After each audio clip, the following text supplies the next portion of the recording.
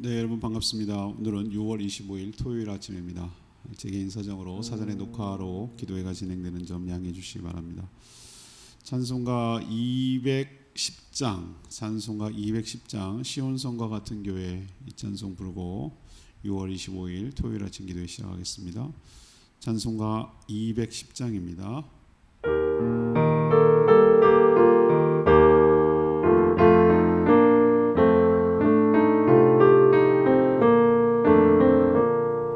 시온성과 같은 교회 그의 영광 한없다. 허락하신 말씀대로 주가 진히 세웠다. 반석 위에 세운 교회 흔들자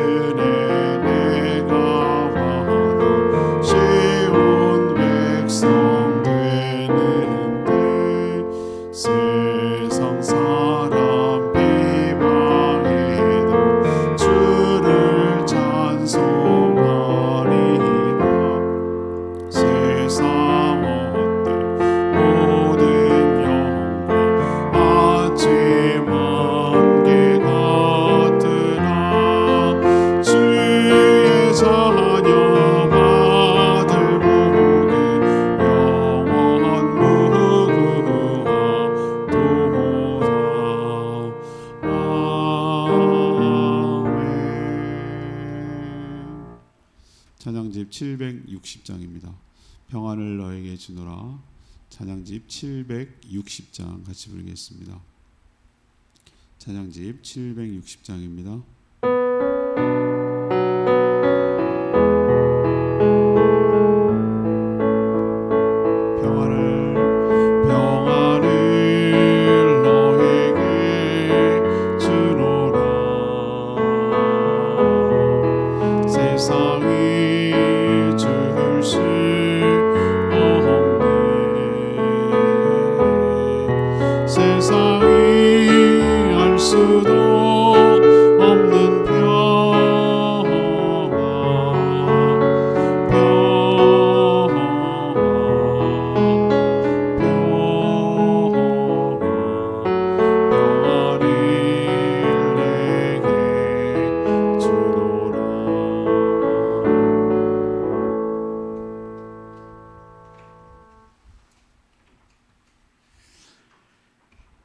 하나님 말씀 사도행전 27장 1절에서 26절까지 말씀 교독하겠습니다. 사도행전 27장 1절에서 26절까지입니다. 오늘은 6월 25일 토요일 아침입니다. 6월 25일자 본문 사도행전 27장 1절에서 26절 교독합니다. 신약성경 234쪽입니다. 사도행전 27장 1절에서 26절 교독합니다. 우리가 배를 타고 이달리아에 가기로 작정되매 바울과 다른 죄수 몇몇 사람을 아구스토대 백부장 율리오라는 사람에게 맡기니 아시아 해변 각처로 가려 하는 아드라문네도 배에 우리가 올라 항해할세 마게도냐의 데살로니가 사람 아리스다고도 함께하니라.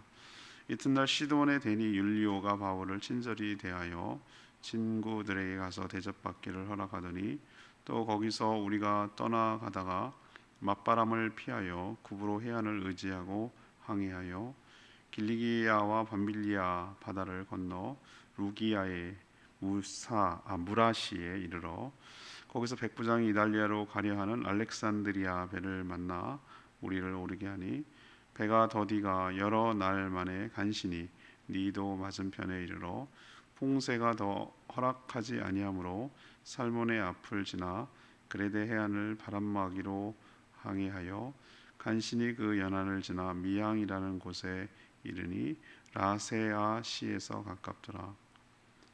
여러 날이 걸려 금식하는 절기가 이미 지났으므로 항해하기가 미태한지라 바울이 그들을 권하여 말하되 여러분이여 내가 보니 이번 항해가 화물과 배만 아니라 우리 생명에도 타격과 많은 손해를 끼치리라 하되 백부장이 선장과 선주의 말을 바울의 말보다 더 믿더라. 그 항구가 겨울을 지내기에 불편하므로 거기서 떠나 아무쪼록 베닉스에 가서 겨울을 지내자 하는 자가 더 많으니 베닉스는 그레데 항구라. 한쪽은 서남을 한쪽은 서북을 향하였더라.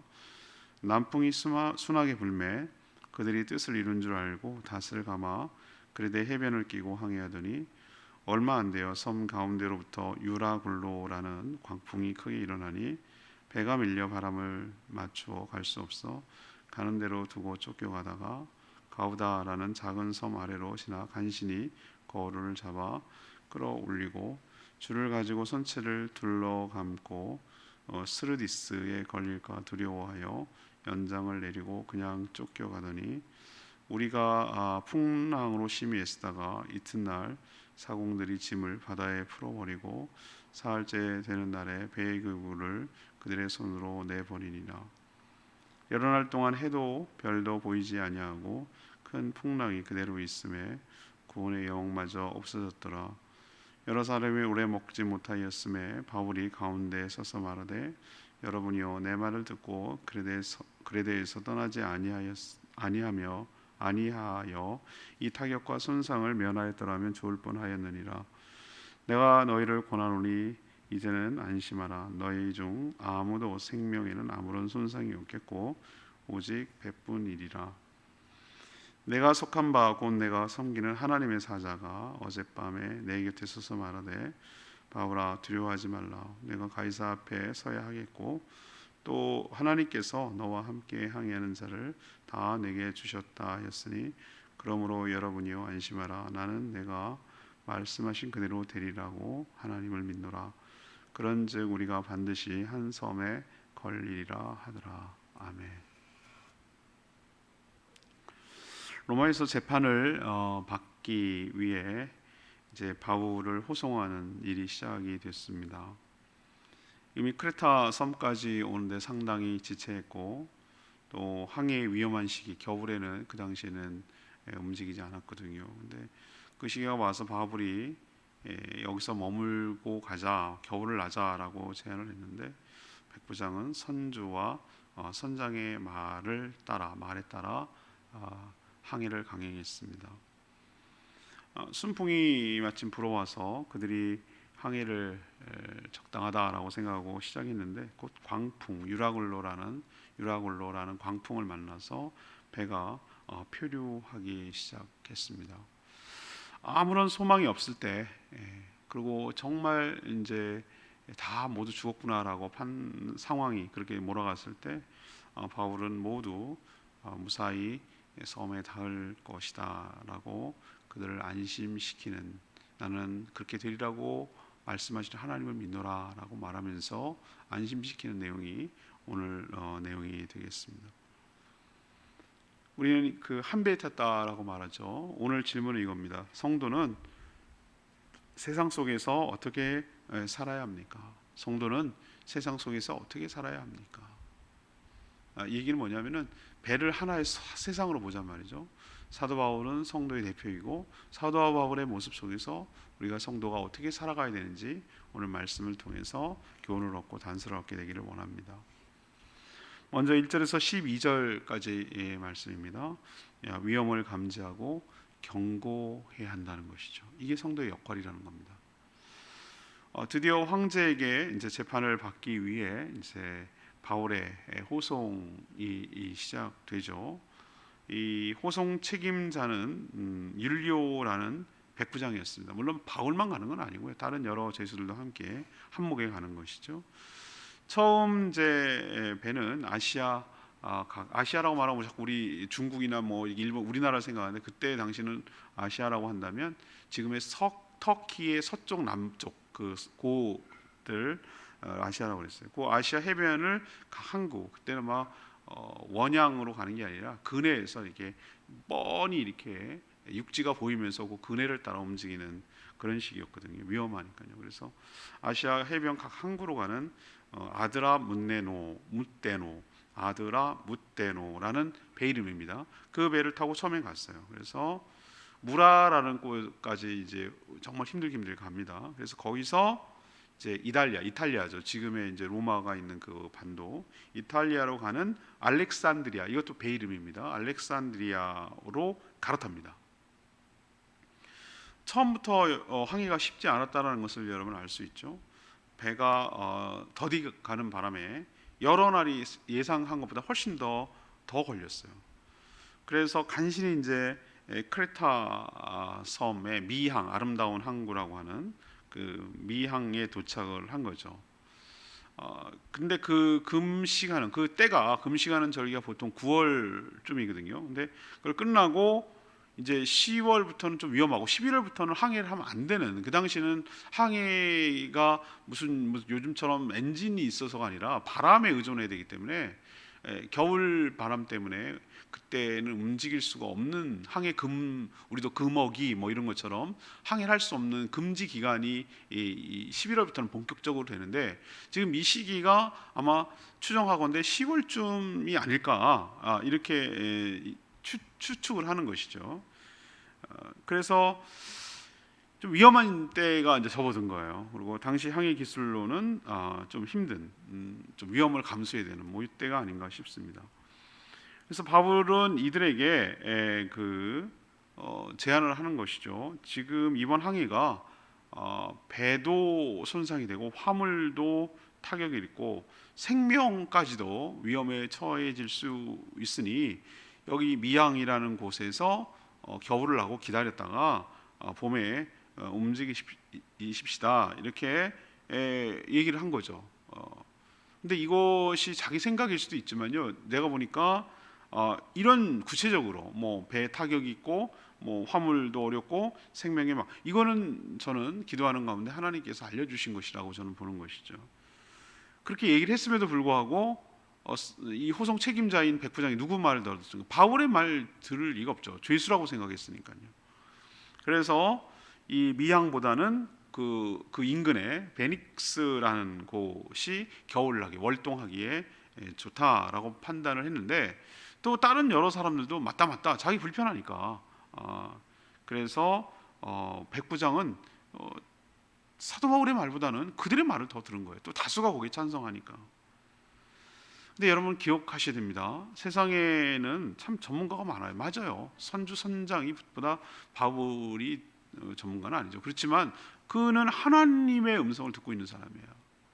하나님의 말씀을 알고 있는 사람이에요. 아무리 세상의 전문가라고 하지만 하나님보다 뛰어나지는 않잖아요.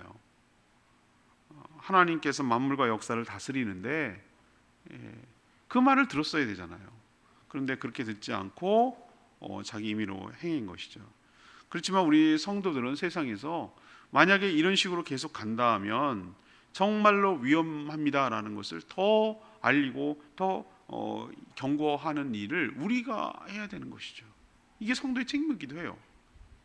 지금 우리가 뭐 이제 감지하고 있습니다만 우리가 잘 체감하지 못하지만 우리는 지금 물가 올라가는 걸로 너무 심각하고 힘들지만 진짜 위기는 딴 데 있어요, 여러분. 그게 뭔지 아십니까? 기후의 변화예요. 기후 이상 기후예요. 지금 이런 상태가 우리는 뭐 설마 그러는데 이 기후 이상 기후 때문에 그 식량 문제도 연결되고요. 이게 자원 문제도 다 연결되는 문제거든요. 이게 정말 엄청난 재앙을 초래할 것이다라고 지금 수많은 사람들이 경고하고 있어요. 그리고 아이를 안 낳는 인구 절벽 문제 말이죠. 이게 보통 심각한 문제가 아니에요. 이게 진짜 위기인데 이런 얘기들을 계속 하고 환경의 변화, 기후의 변화 이런 얘기들을 계속 경고하고 또 얼마나 지금 도덕적으로 많이 타락하고 망가져 가고 있습니까? 예, 그런 문제에 대해서 얘기를 하고 경고하고 위험을 감지하고 경고하는 역할을 사도 바울처럼 우리 성도들이 꾸준하게 해 나가야 된다. 그걸 듣든지 안 듣지 그 나중에 문제고요. 일단은 얘기하는 게 중요해요. 나중에 그래야 그것을 알 수 있잖아요. 그렇게 했을 때 근데 하는 게 중요해요. 예, 듣든 안 듣든 일단은 하는 게 중요하다는 것이죠. 두 번째, 성도는 그러면 세상 속에서 어떻게 살아야 될까? 12절에서 21절까지 말씀인데요. 위험 속에서도 함께 해야 한다는 것이죠. 위험 속에서도 함께 해야 된다.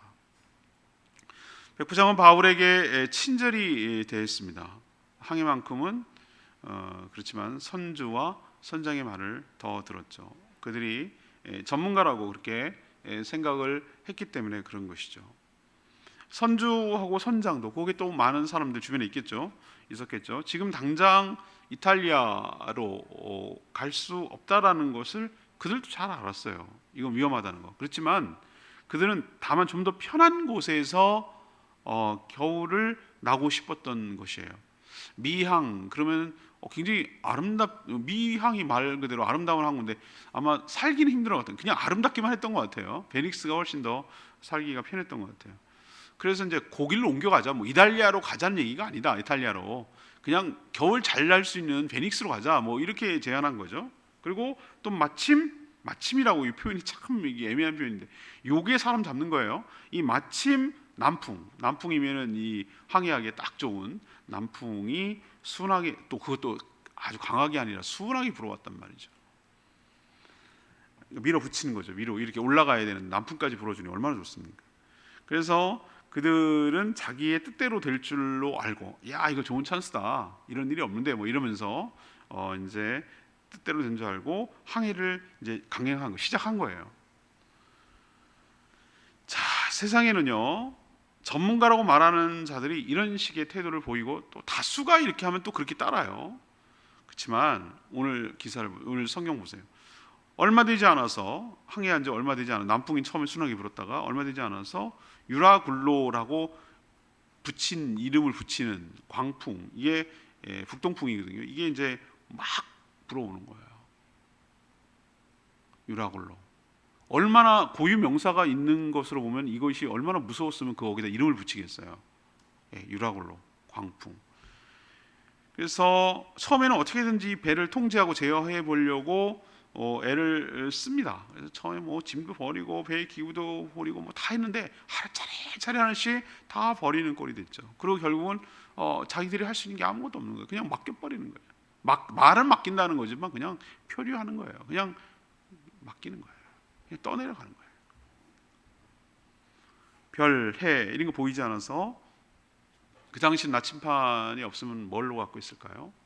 별, 해가 뜨는 쪽 우리도 알겠어요. 동쪽. 그 별 보면 북극성 뭐 어디가 북쪽인지 뭐 이런 거 아는데 해하고 별도 안 보여. 그러면 도대체 어디로 가는지도 모르는 거잖아요. 그런 상황이 되자 모두 다 이제는 끝났다. 이젠 틀렸다. 여기서 우리가 죽나 보다. 여기서 우리가 물고기 밥이 되나 보다. 이러면서 이제 절망한 거죠. 근데 여기서 제가 하나 깨닫는 게 있어요. 하나님은요 모든 성도들을 위험에 거기에 처하도록 사전에 이렇게 탁탁 막아주지 않으세요. 그럼 우리가 얼마나 좋겠어요. 사도 바울을 딱 쏙 빼가지고 그 배에서 쏙 빼가지고 가지 않도록 하는 그런 방식을 취하지 않는다니까요. 배는 한 배 탔다고 그러잖아요. 운명공동체 같이 가요. 같이 겪게 하세요. 근데 여러분 기억하셔야 돼요. 같이 겪게 하시지만 하나님은 그 성도와 함께 하십니다. 그래서 그 배가 보호받을 수가 있는 것이에요. 하나님은 누구와 함께 계십니까? 성도와 함께 있습니다. 그래서 성도 때문에 그 배가 보호받는다고요. 하나님 이 방법을 취하셔요. 우리도 세상 속에서 이 정말 힘든 세상에서 나 몰라라 하고 나는 피하고 나는 이런 곳에 해당되지 않는다. 뭐 그거는 내가 한 일이 아니다. 이런 식으로 회피돼서는 안 되죠. 같이 겪으면서 같이 고난을 겪으면서 이 세상의 아픔을 이 시대의 아픔을 끌어안으면서 이 시대의 아픔을 같이 겪으면서 이것을 함께 고민하고 이겨내려고 하는 그런 노력이 우리 교회와 성도들에게 있어야 할 줄로 믿습니다.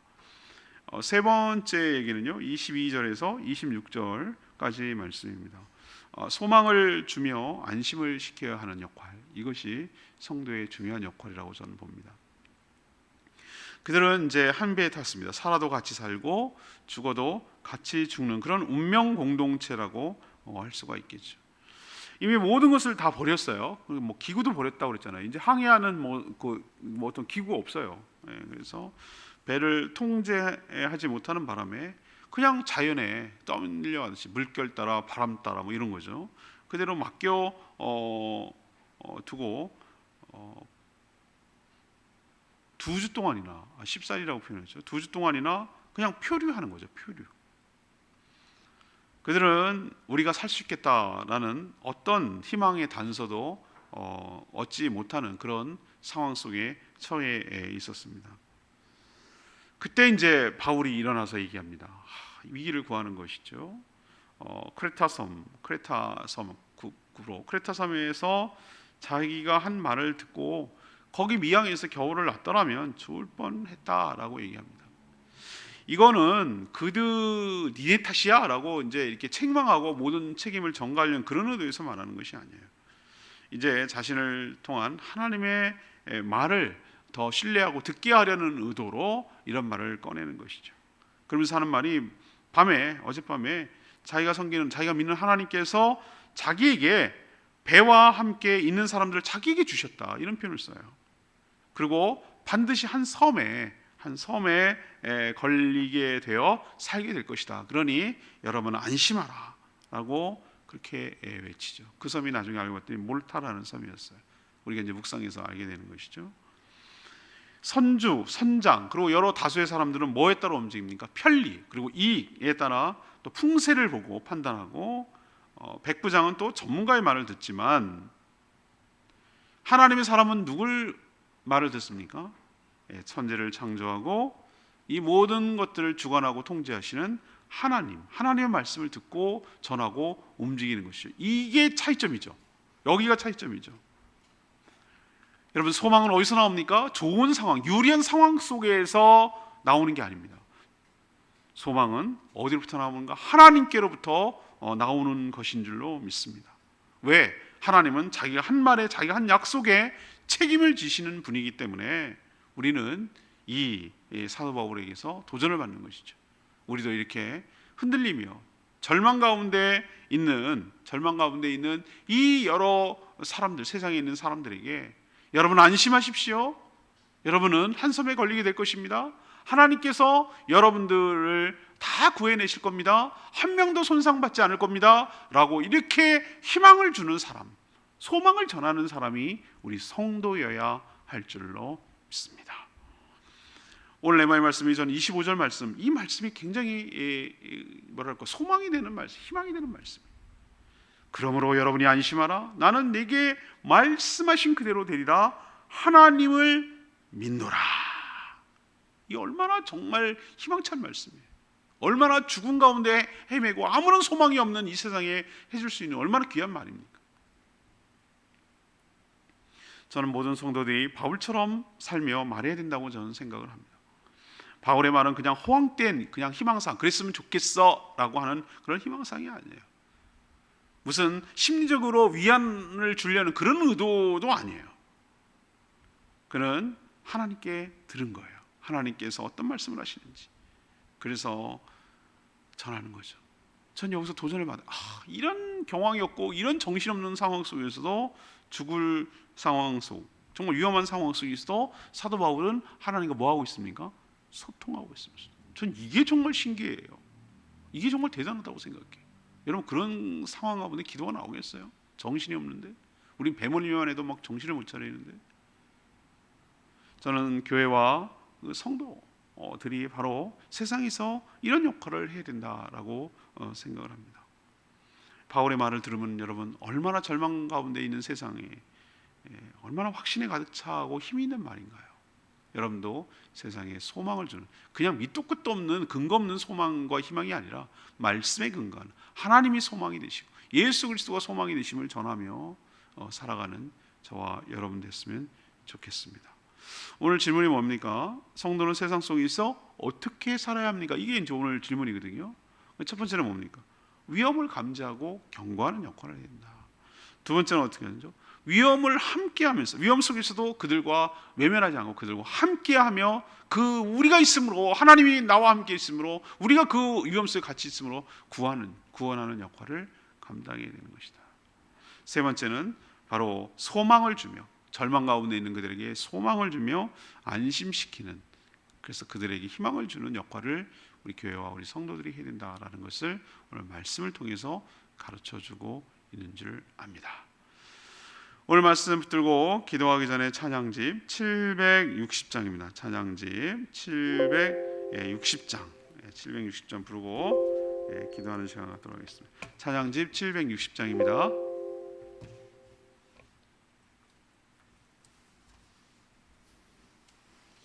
찬양집 760장 평안을 너에게 주노라, 이 찬양 부르고 기도하겠습니다.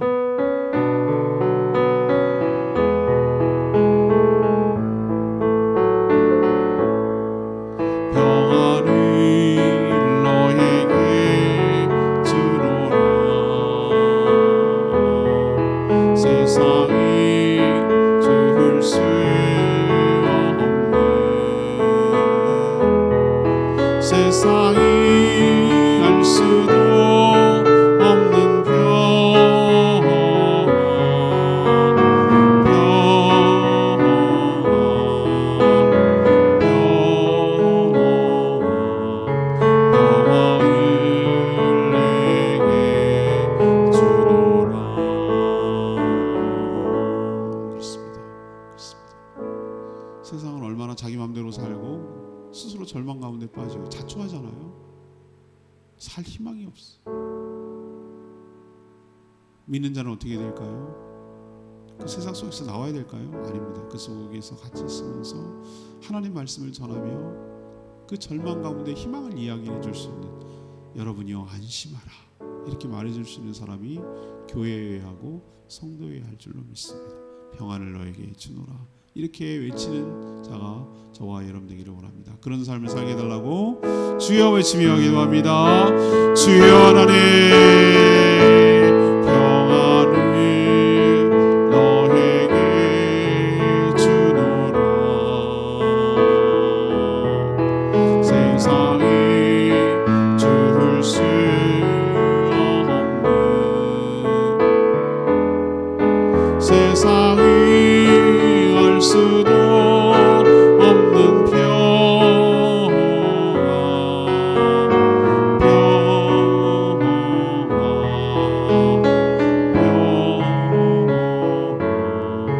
평안을 내게 주노라.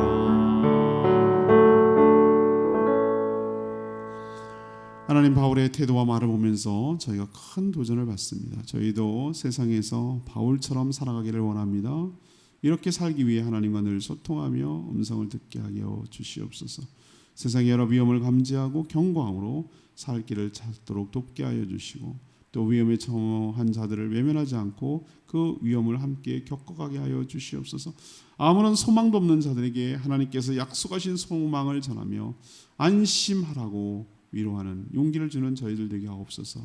세상 사람들은 풍세를 살피고 전문가의 말을 들으려고 하지만 저희는 천지를 창조하고 다스리시는 하나님의 말씀을 듣고 신뢰하며 살기를 원합니다. 바울처럼 저희 교회와 저희 성도들이 그렇게 살아가도록 은혜를 베풀어 주시옵소서. 오늘도 간구하는 모든 기도 주님께서 응답하여 주시고 주님과 동행하는 복된 하루 되게 하시며 거룩한 주일을 준비하는 모든 손길들 축복하여 주시옵소서.